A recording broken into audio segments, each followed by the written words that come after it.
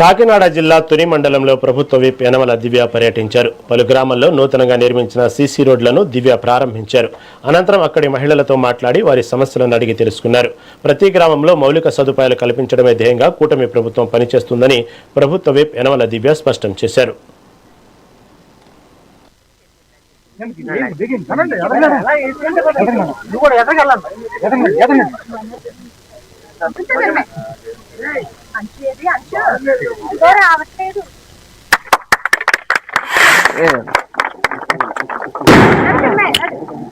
వద్దాం మీరు వద్దు ముందుకి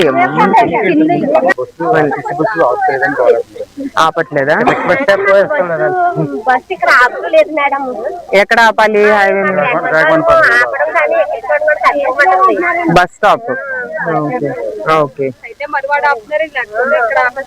ఎంత దూరం ఉంటుంది ఇక్కడ నుంచి మీకు? అబ్బో పెట్టిస్తలేమ్మా.